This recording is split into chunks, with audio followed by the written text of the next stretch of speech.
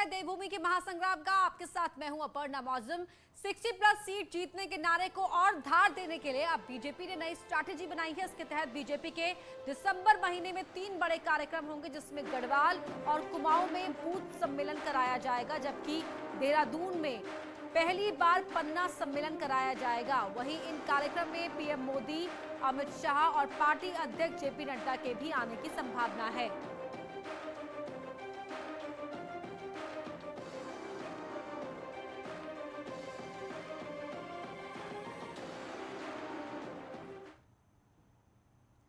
देहरादून पर बीजेपी के coordination committee की बैठक शुरू हो गई है, जिसमें बीजेपी और संघ के पदाधिकारी मौजूद हैं। साथ ही सीएम धामी और प्रदेश बीजेपी अध्यक्ष मदन कौशिक भी मौजूद हैं। संघ के क्षेत्र प्रचारक महेंद्र ये मीटिंग ले रहे हैं।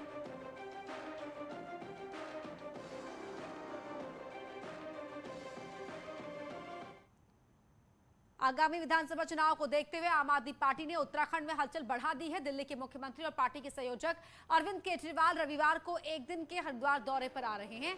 हरिद्वार दौरे पर रहे इस दौरान अरविंद केजरीवाल ने हरिद्वार की नगर विधानसभा क्षेत्र में एक जोरदार रोड शो किया। रोड शो परशुराम चौक से शंकर आश्रम चौक तक लगभग 1 किलोमीटर तक का था। केजरीवाल के रोड शो में पार्टी कार्यकर्ताओं के साथ हजारों लोगों ने शिरकत की। दिल्ली के मुख्यमंत्री अरविंद केजरीवाल आज चुनावी दौरे पर हैं। चुनावी दौरे पर अरविंद केजरीवाल हरिद्वार पहुंचे हुए हैं और आप देख सकते हैं कि अरविंद केजरीवाल यहां पर एक चुनावी रैली कर रहे हैं। अच्छी खासी संख्या में यहां पर लोग जमा है, हजारों की भीड़ रैली में यहां पर मौजूद है और अरविंद केजरीवाल खुद जो है लोगों का अभिवादन कर रहे हैं और चारों तरफ जो जनता है, जो स्थानीय लोग हैं, वो उनको देखने के लिए यहाँ पर जमा है। अरविंद केजरीवाल के साथ आम आदमी पार्टी के मुख्यमंत्री उम्मीदवार के चेहरे कर्नल अजय कोटयाल भी यहाँ पर मौजूद हैं। अरविंद केजरीवाल ने यहाँ पर हरिद्वार पहुंचकर आज एक प्रेस कॉन्फ्रेंस भी की है, जिसमें उन्होंने उत्तराखंड में सरकार आने के बाद अपनी तीसरी गारंटी यानी कि सभी लोगों को मुफ्त तीर्थ यात्रा कराने का एक आश्वासन दिया है, एक गारंटी दी है। उनका कहना है कि अगर सरकार बनती है तो उत्तराखंड के लोगों को मुफ्त तीर्थ यात्रा कराई जाएगी।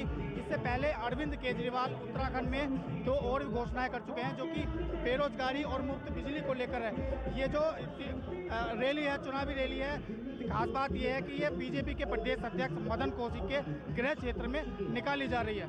न्यूज़ 18 पुलकित शुक्ला, हरिद्वार। इससे पहले अरविंद केजरीवाल ने ऑटो टैक्सी ड्राइवर्स के साथ बैठक कर चर्चा की। केजरीवाल ने दिल्ली में ऑटो ड्राइवरों की समस्याएं और समाधान पर बात की और कहा कि उन्होंने दिल्ली में ऑटो ड्राइवर्स के नए नियम बनाए, उनको परेशानी से मुक्त किया। केजरीवाल ने उत्तराखंड के ऑटो ड्राइवर्स के लिए दिल्ली मॉडल लागू करने का आश्वासन दिया। बैठक के बाद केजरीवाल ने कर्नल कोटयाल के साथ ऑटो की सवारी भी की। केजरीवाल आज हरिद्वार में उनका रोड शो भी हुआ। प्रेस कॉन्फ्रेंस में केजरीवाल ने कहा कि उत्तराखंड में सरकार बनने पर तीर्थ यात्रा योजना शुरू करेंगे, जिसके मुफ्त में बुजुर्गों को अयोध्या के दर्शन कराए जाएंगे। साथ ही मुस्लिमों के लिए अजमेर शरीफ और सिखों के लिए करतारपुर साहिब के दर्शन कराए जाएंगे।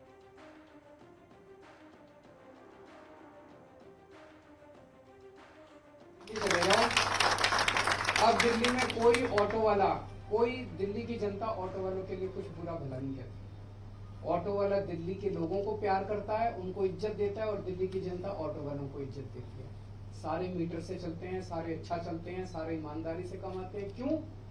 हमने सारा सिस्टम बदल दिया ऑटो का।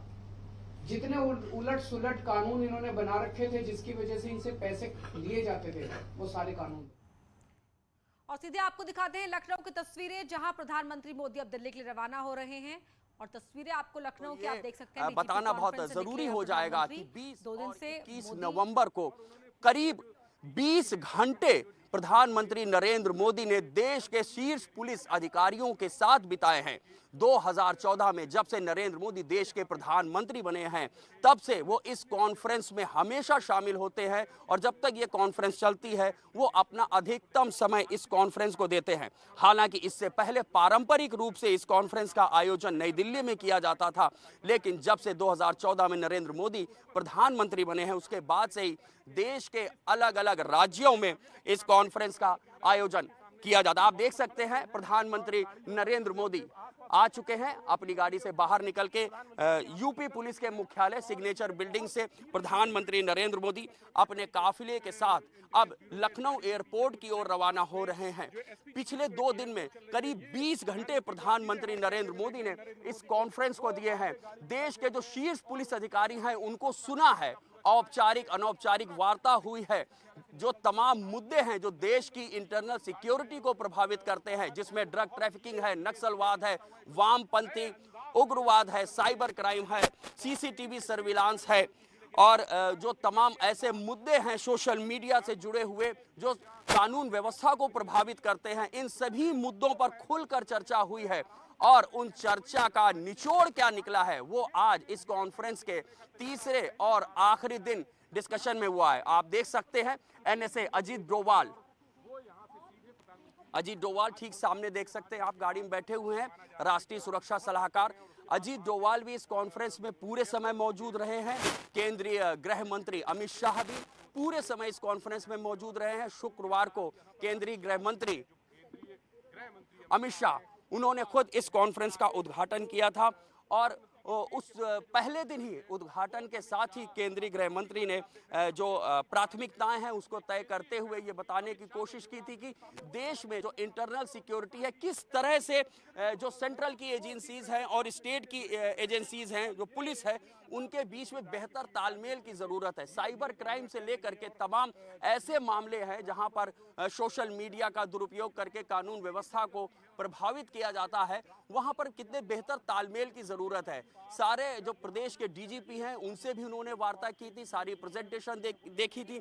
उत्तर प्रदेश पुलिस की ओर से भी प्रेजेंटेशन की गई थी जिसमें बताया गया था कैसे उत्तर प्रदेश पुलिस ने माफिया राज को खत्म किया है, किस तरह से यहाँ पर गैंगस्टर एक्ट के तहत माफियाओं पे कार्रवाई की गई है, उनकी प्रॉपर्टीज को सीज किया गया, किस तरह से एटीएस ने रोहिंग्यास के जो अवैध है उनके खिलाफ कार्रवाई की है, किस तरह से जो एक अवैध धर्म परिवर्तन का रैकेट चल रहा था उस पर किस तरह से कार्रवाई की गई है। तमाम चीजें प्रेजेंटेशन के माध्यम से समझाने की कोशिश की गई है। पहले दिन ही जब गृह मंत्री अमित शाह वहां पर मौजूद थे, उन्होंने एक बात साफ की थी कि कोस्टल सिक्योरिटी कितनी जरूरी हो जाती है। हमारे वो प्रदेश हैं जहां से समंदर का किनारा मिलता है, वहां पर किसकी क्या जिम्मेदारी हो जाती है। नारकोटिक्स, जो ड्रग ट्रैफिकिंग को लेकर के नए नए तरीके अपनाए जा रहे हैं, उसके ऊपर डिस्कशन किया गया था। आप देख सकते हैं ये पूरा काफिला अब एयरपोर्ट की ओर रवाना हो गया है। 3 दिन चली इस कॉन्फ्रेंस में करीब 20 घंटे प्रधानमंत्री नरेंद्र मोदी देश के शीर्ष पुलिस अधिकारियों के साथ में रहे हैं और गृह मंत्री अमित शाह जिन्होंने शुक्रवार को ही इस कॉन्फ्रेंस का उद्घाटन किया था। तो 2 दिन तक मंथन चला है प्रधानमंत्री के सामने, जैसा बताया जा रहा है। 2 दिन चले मंथन के बाद आज प्रधानमंत्री ने देश के शीर्ष पुलिस अधिकारियों को संबोधित भी किया है। हालांकि अभी कुछ देर में साफ किया जाएगा कि प्रधानमंत्री नरेंद्र मोदी की ओर से क्या नसीहतें दी गई, क्या हिदायतें दिए गई, क्या सुझाव दिए गए कि देश की पुलिसिंग में कैसे सुधार लाया जाए, कैसे थाना स्तर से लेके बीट स्तर तक पुलिसिंग को मजबूत किया जाए और जो सेंट्रल की एजेंसीज हैं और स्टेट की पुलिस एजेंसीज हैं उनके बीच में कैसे बेहतर तालमेल कर इंटरनल सिक्योरिटी को मजबूत करते हुए आम लोगों तक इस ढांचे का फायदा पहुंचाया जाए। कैमरामैन उपेंद्र यादव के साथ ऋषभ मणि त्रिपाठी, न्यूज़ 18 लखनऊ। पहले शुरू हुई डीजीपी आईजीपी कॉन्फ्रेंस में शामिल हुए प्रधानमंत्री नरेंद्र मोदी। जिस तरह ऋषभ बता भी रहे थे कि 20 घंटे वो इस कॉन्फ्रेंस में शामिल रहे। जब से प्रधानमंत्री बने हमेशा इस कॉन्फ्रेंस में वो शिरकत करे, वो ये सुनिश्चित करते हैं, शामिल होते हैं, अधिकारियों के साथ औपचारिक अनौपचारिक बातचीत करते हैं, हर मुद्दे को गहराई से सुनते हैं, उस पर डिस्कशन करते हैं और उसके बाद अब प्रधानमंत्री की ओर से क्या सुझाव दिए गए हैं, किस तरीके से सिस्टम में सुधार लाने के लिए क्या कहा गया है, उस पर भी जानकारी जरूर आपको देंगे। लेकिन 2 दिन से लखनऊ में थे प्रधानमंत्री मोदी। वापस उत्तराखंड की बात करते हैं। अरविंद केजरीवाल के हरिद्वार दौरे पर कैबिनेट मंत्री गणेश जोशी ने विवादित बयान दिया है। गणेश जोशी ने कहा कि हरिद्वार इंसान तब जाता है जब उसका आखिरी समय हो और केजरीवाल का आखिरी समय आ गया है। देखिए, हरिद्वार में आदमी तब जाता है जब आदमी का अंतिम समय हो जाता है। केजरीवाल जी का अंतिम समय आ गया है। जनता उनके कारनामों को जान चुकी है। जो यहाँ लोगों को रोजगार की गारंटी दे रहा हो, और एक आरटीआई में ये जानकारी मिली कि मात्र अभी तक 462 लोगों को रोजगार उन्हें दिया है। पूर्व सीएम हरीश रावत ने पूर्व मुख्यमंत्री को एस्कॉर्ट देने के बहाने बीजेपी पर निशाना साधा है। उन्होंने ट्वीट कर कहा कि राज्य में बीजेपी के पूर्व मुख्यमंत्री और कांग्रेस से जुड़े पूर्व मुख्यमंत्रियों के लिए अलग अलग नियम हैं। वहीं प्रदेश कांग्रेस अध्यक्ष गणेश गोदियाल ने इसे बीजेपी की संकीर्ण मानसिकता बताया।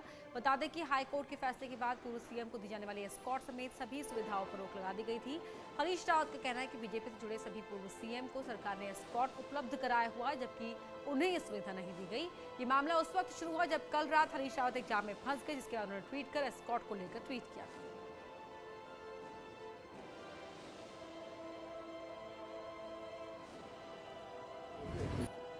पूर्व मुख्यमंत्रियों को सुविधा का प्रश्न है, ये पहले ही तय हो गया था कि इस प्रकार की कोई सुविधा किसी पूर्व मुख्यमंत्री को नहीं दी जाएंगी। लेकिन परेशानी इस बात की है, दिक्कत इस बात की है कि एक प्रदेश में भारतीय जनता पार्टी के 3-4 पूर्व मुख्यमंत्री हैं, उनको तो आप पूरी सुविधा दे रहे हैं, और विपक्ष का एक मुख्यमंत्री है, उसको आप कोई सुविधा नहीं दे रहे हैं। अब बात करते हैं हरिद्वार की झबरेड़ा सीट की, जहां इस बार मुकाबला बेहद रोमांचक होने जा रहा है। सीधी लड़ाई बीजेपी और कांग्रेस में है और कांग्रेस और बीजेपी दोनों ही जोर आजमाइश में लग गए।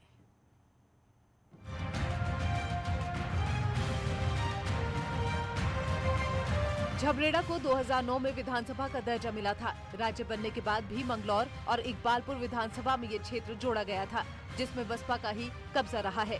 वहीं 2017 विधानसभा चुनाव में पहली बार बीजेपी ने सीट पर जीत हासिल की, लेकिन यहां आज तक कांग्रेस अपना खाता विधानसभा में नहीं खोल पाई है। वहीं एक बार फिर कांग्रेस के स्थानीय नेता जीत का दावा करते हुए नजर आ रहे हैं। 2017 का चुनाव लड़ा, जो निश्चित रूप से जीत तय थी, लेकिन ऐसी स्थिति बन के आई है कि मैं फिर थोड़ी सी वोटों से मैं हार गया। तो आगे भी तैयारी बिल्कुल ज़बरदस्त तैयारी है, और मैं समझता हूँ 2022 में विधानसभा झबरेड़ा हम जीत रहे, कांग्रेस पार्टी जीत रही। झबरेड़ा विधानसभा में सबसे ज्यादा किसानों की संख्या है और इलाके को औद्योगिक क्षेत्र के लिए भी जाना जाता है। वहीं बीजेपी से विधायक देशराज कर्णवाल का कहना है कि बीजेपी की सरकार आने के बाद विधानसभा में काफी विकास हुआ है। हालांकि टिकट को लेकर कहा है कि इस पर हाईकमान फैसला करेगा। कि जब मैं विधायक बना तो क्षेत्र में खड्डे खड्डे थे, सड़क नाम की चीज़ नहीं थी। आज एक गांव को दूसरे गांव से जोड़ने का काम हमारी सरकार ने मेरे द्वारा किया गया है। झबरेड़ा का किंग कौन होगा, इसके लिए थोड़ा इंतजार करना होगा, लेकिन दावे अभी से ही शुरू हो गए हैं और कांग्रेस अपना खाता खोलने के लिए जोर आजमाइश कर रही है। वहीं बीजेपी भी अपनी सीट बचाने के लिए कोई कोर कसर नहीं छोड़ना चाहती। रुड़की से मनोज जुयाल, न्यूज़ 18। यहाँ रुक रहे एक ब्रेक के लिए, जल्द लौटते हैं।